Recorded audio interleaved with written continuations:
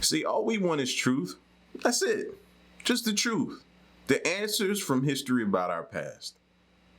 And we're going to search and continue to look. And today, it's the tombs. So, it was a lantern found burning inside of a tomb. Now, you know how I feel about these tombs, bro.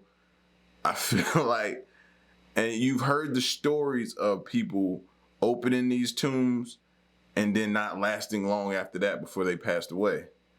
So, a lantern found burning in a tomb, yeah, definitely will weird me out, give me all kind of weird vibes. You know what I'm saying? But we're going to check this video out, man. Shout outs to Mystery History. If you're new to the channel, hit that subscribe button, join the fam, and here we go.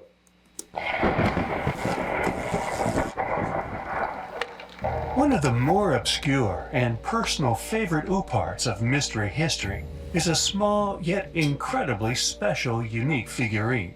Dated to the Stone Age, yet regardless of this extraordinary antiquity, this hollow figurine remaining unopened and unbroken for so long, interestingly rattled.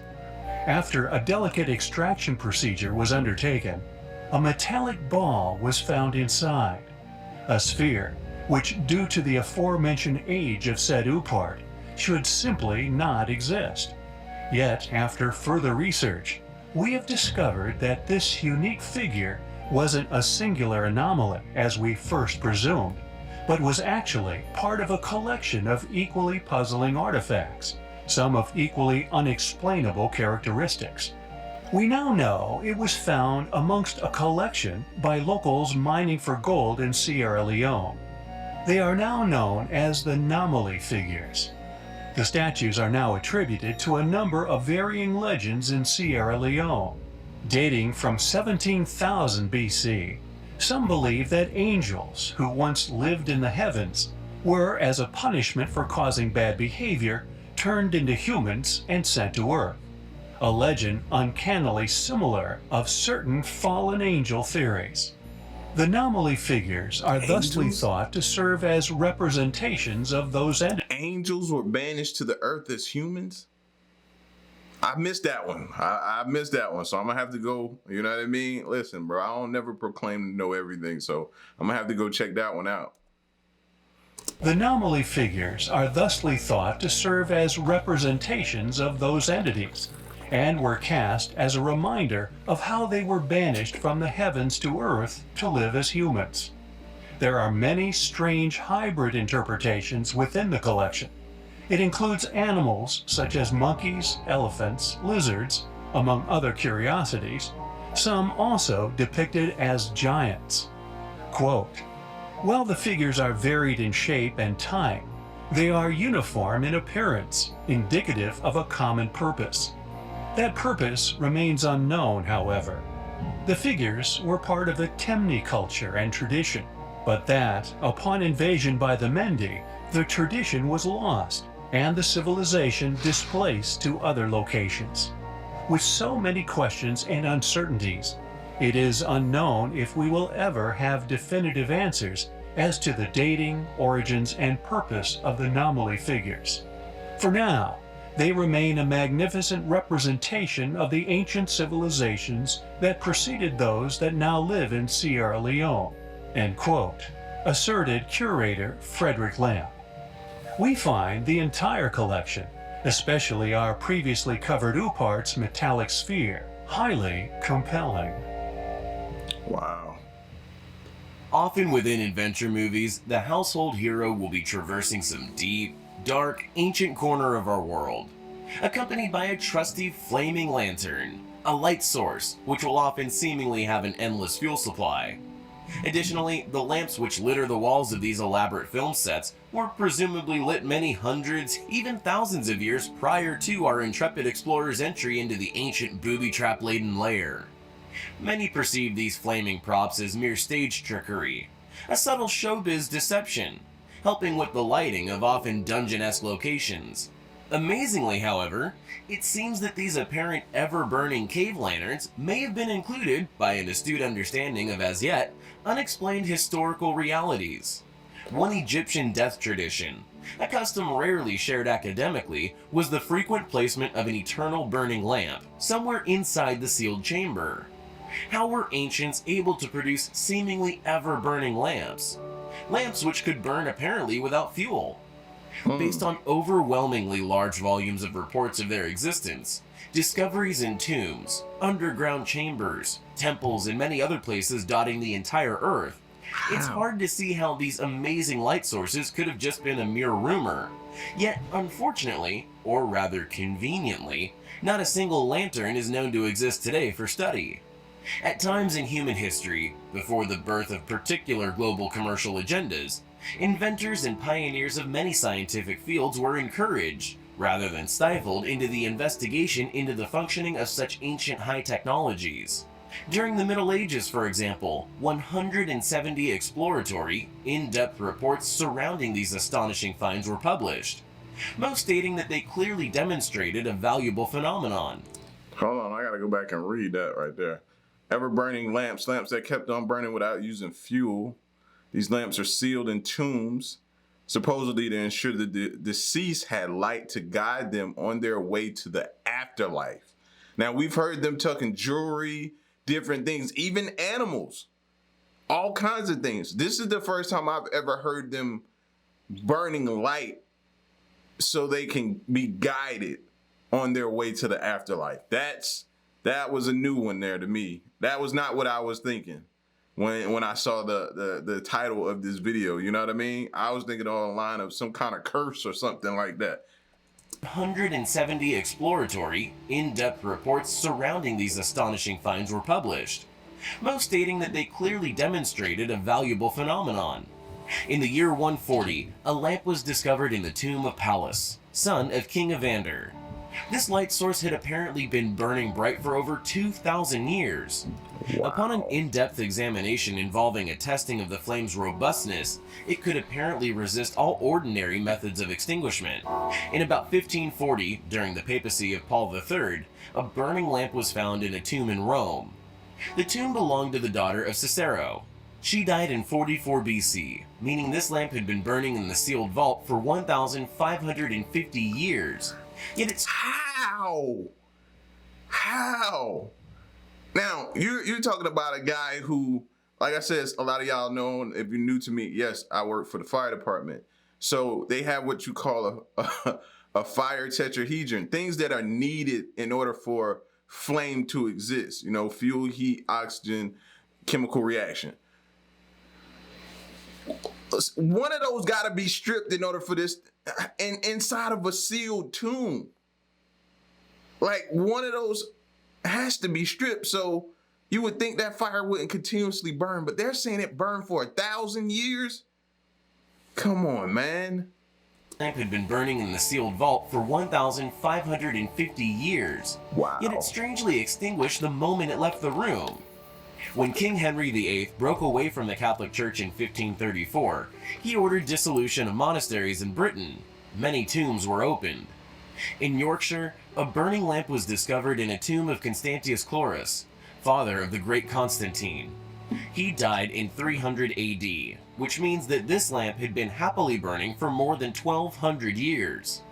With such overwhelming numbers of reports, reliable testimonies attesting to the existence of these lamps, it's hard to see how they could just be a product of Hollywood. Regardless, it seems all have successfully been erased from public view, presumably hidden within the chasms of scientific institutions, whose financial insurance policy is, unfortunately, often implicated in the concealment of historical artifactual evidence, physical objects in direct disagreement with their highly profitable, yet shoddy foundation for scientific direction. Thanks for watching, guys, and until next time, take care. Many people assume that ancient astronaut theories are nothing more than modern pseudoscience, holding no credence within reality. However, this is a mistake. The idea of ancient visitors from other planets in distant galaxies has been around since the beginning of human history. Although the theory has undoubtedly gained tremendous popularity over the past few decades, nearly every ancient tribe and civilization found on Earth, regardless of geographical location, have a story regarding visitors from other planets. Our choice of the most compelling would have to be that of the Dogons in Africa, one of the oldest surviving tribes on Earth. They not only have a legend which tells of alien visitors, but they retained invaluable data, reliable knowledge which was passed down from generation to generation. Details surrounding their ancient visitors' home solar system, details that at the time modern civilization had yet to discover. Known as the Nomo, the Dogon tell of giant reptilians who had travelled here from a small sister star of Sirius, a star with a 40-year orbit that the Dogon still celebrate every 40 years. What is remarkable about their claims, however, is the details they give regarding the Sirius system and indeed the Nomo's home star, a tiny star which our modern telescopes did not confirm the existence of until several years after the first cataloguing of this information. Another strange reaction to these remarkable experiences within these ancient cultures is a wanting to replicate the appearance of these entities. These interplanetary visitors often brought gifts in the form of knowledge. Due to these revelations, many of our ancestors have perceived these beings as godlike. The teaching of agriculture, the gift of hops, cannabis. The Dogon state that hemp was a gift from the Nomo. Indeed, the dog star is the source of the plant's name. Even strawberries, among many other living things, and ingenious techniques of managing such, have been said throughout antiquity, indeed throughout the world's cultures, to have first arrived here on Earth in the form of gifts from these beings. The Dogu meaning clay figure, could be seen as commemorative creations in memory of such entities visiting our planet in the past. Made during the late Jomon period over 10,000 years ago, made with such tremendous skill and artistic accuracy, you have to wonder if these were not created with the purpose of remembering a detailed image of our guests' appearances. Now, this one here I've seen before in another video, and yes, this one kind of does give you that kind of vibe, man. It does. Just look at it. Face not normal. Looks like the lips are right here at the eye level.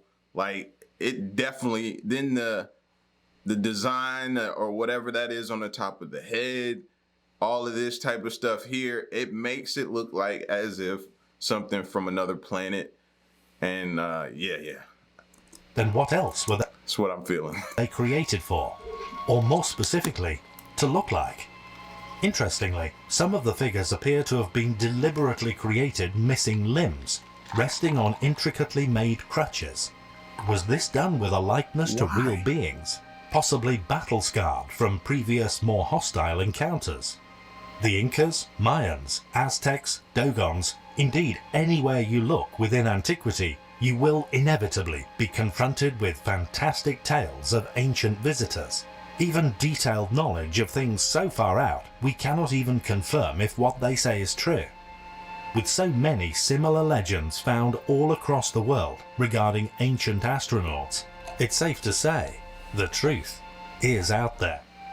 Jordan, a precious area of our planet with a number of jewels still surviving from what we claim is a lost antiquity. Baalbek, with megalith which, if not in perfect placements, would simply be unimaginable as the ancient objects used to create these enormous temple complexes, littered with numerous blocks estimated at well over 1,000 tons in size. It is a site whose explanation for construction is, predictably, avoided by modern archaeology. Although once dismissed by academics as immovable, the stone of the pregnant woman, for example, has since, due to more modern digging, been proven to, in fact, be merely a block part of another temple, which is now still mostly buried under millennia of strata. Another incredible find, and one that pushes the sizes of what these ancient civilizations were capable of, is an enormous stone upar, known as the Colossal Hand of Hercules. Excavated in Amman, and due to the find's proximity to what is now known as the Temple of Hercules, it is now thought to have been a hand of a gargantuan marble statue of Hercules himself. However, regardless of identity, when one begins to estimate the past size of the statue in relation to the hand, the statue itself would have been many, many thousands of tons in weight, undoubtedly towering into the sky. There exist many legends of statues built in many other parts of the world, some in docklands, some in capital ancient cities, some toppled, such as the obelisk of Axum, again over the 1,000 tons in weight mark, and many unfinished. Yet this statue would have dwarfed all in size. And the fact that it was found in Jordan, a boiling pot for unexplained antiquity, a simply gigantic stone megalithic site.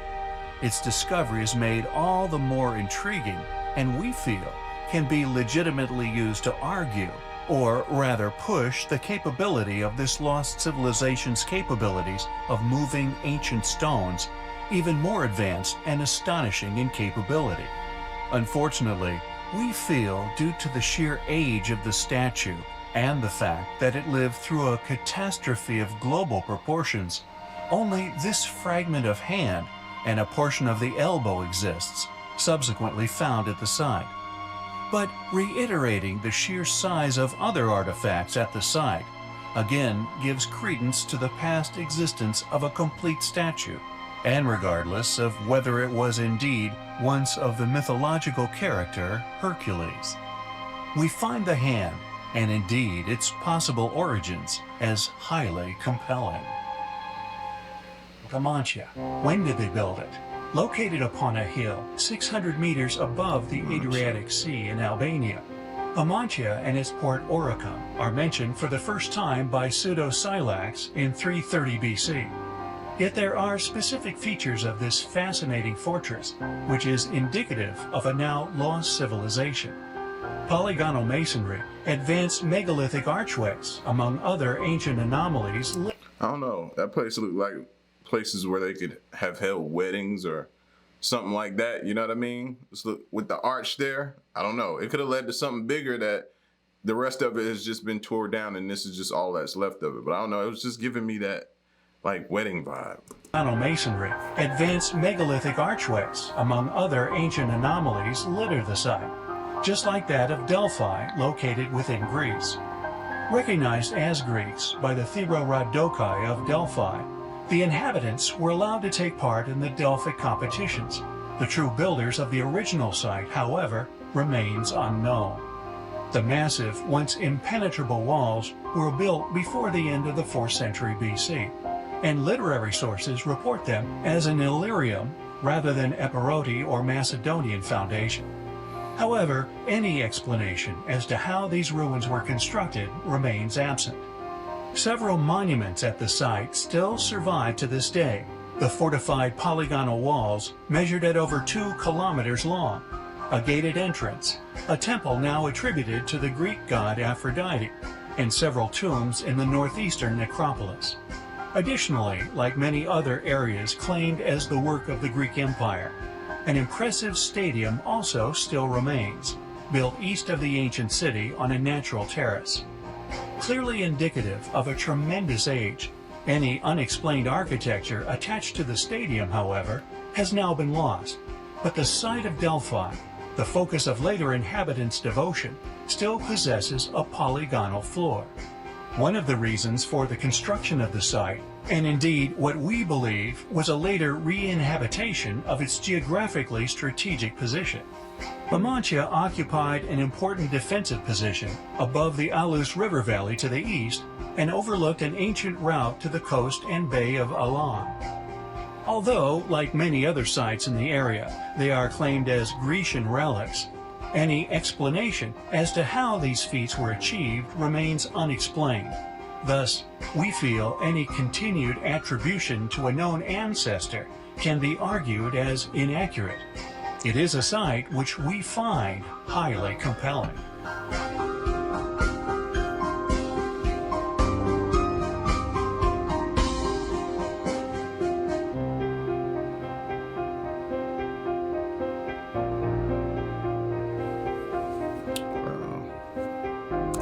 Yeah, man, I'm still tripping over the lamp that's able to survive, bro. You got to understand, from a person that has seen what I've seen and learned about in books and different things about fire, bro, to hear that lasting for 1,500 years in a tomb, man, is just beyond remarkable, man. Beyond remarkable. And then the meaning, add the meaning to it of what they were doing, trying to guide them. That's just, and I wonder, when did that type of stuff stop? That's what I'm trying to figure out as well in peace. Like, when did we transition in doing other things instead of doing it that traditional way that they had? Is it when all of that civilization died out? I don't know. A lot of questions for me personally, myself. But y'all get at me in the comment section, man. Let me know what you thought of this video, man, and stick around and stay tuned. The next one, I'm gone. Peace.